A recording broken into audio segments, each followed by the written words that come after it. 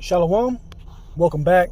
First and foremost, I want to give all glory, praises, and honors to Yahweh, Bahashim, Yahweh Shai. I want to give double honors to the apostles and elders, a great millstone, and salutations to your pushing this word, sincerity, and in truth. Back with another lesson.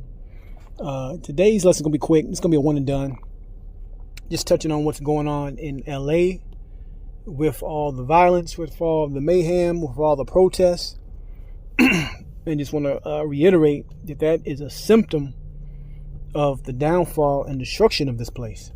Okay, that is a symptom and a point to notice of the destruction and downfall of this place. This is ABC News. LA immigration protests, live update. 700 Marines deployed to Los Angeles. Right, so Trump sending 700 Marines. He also deployed 2,000 National Guard, and the governor is against it, right? So, like I said, if you watch some of the footage, some of the video, it's a lot of cop car windows getting kicked in, a lot of things getting set on fire, and people are out there, going at it, man. But the scripture I'm going to bring out is in the book of Revelation, chapter 18, verse 21. And it says, "And a mighty angel took up a stone like a great millstone and cast it into the sea, saying, Thus with violence shall that great city Babylon be thrown down, and shall be found no more at all." So ultimately, we know that Mystery Babylon is going to be hit by the nuclear missiles, and which is going to lead to the world's biggest desert, pursuant to Bible prophecy, right? But we are seeing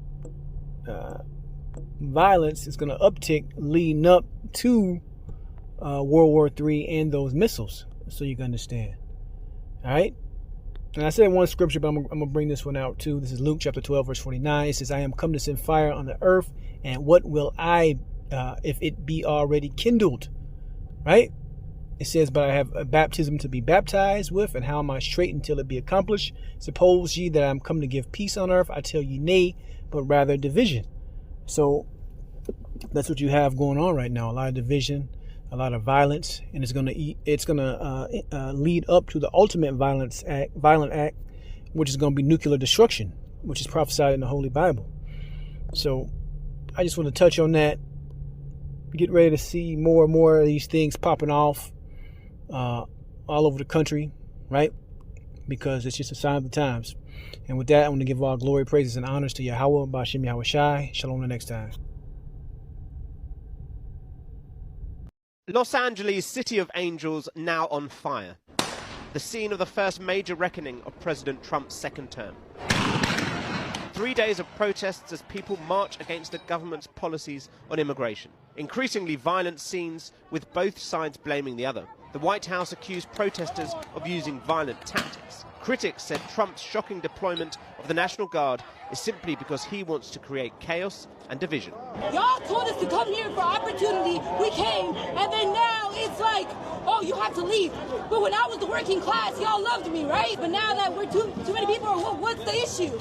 With pockets of demonstrations flaring up over the weekend and incidents of clashes between protesters and police, Trump called in members of California's National Guard.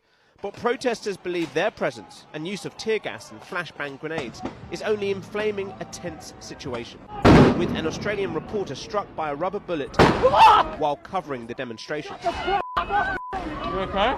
Protesters took over and stopped traffic on the 101 freeway, with some throwing objects at officers who had to take cover. With cars set alight later on, Trump and his supporters said this warranted his actions, with some claiming that because people were waving the Mexican flag, that Los Angeles was now, quote, occupied territory. Trump was asked about the weekend's protests on Sunday. We're going to be watching it very closely, and when they spit at people, they spit, that's their new thing, they spit, and worse, you know what they throw at them, right? And when that happens, I have a little statement, they say, they spit, we hit. And I told them, nobody's going to spit on our police officers. Nobody's going to spit on our military. It was on Friday that people began to protest after immigration raids in parts of LA, with people put in unmarked vehicles and then driven away in convoys, with military protection also on hand. Crowds began to form and some people tried to stop the vehicles. Protesters marched on a federal building in downtown LA where it was believed many of those detained were being held. ICE have said that their operations in LA this week resulted in the arrest of 118 so-called aliens. That's people who are not legal residents of the USA. For Trump and Republicans, this is what he won the election on, a hardline stance on immigration from the government. For the people of LA, they say this should be a sanctuary city where they are protected by the state of California. I think that's honestly like what's heartbreaking the most, because they're making it seem like they're really bad people, like criminals, and when they're not, when they're just trying to work hard for their own families. This is not helping the city. It's actually damaging its wages, because there's a lot of taxes that are paid by undocumented people. Protesters began clashing with riot police outside the detention center, and this is when the first skirmishes began. With Trump then calling in the National Guard, come Sunday, the crowds outside were now larger, the line of troops and officers bigger too. They have all the guns. We know they have all the guns.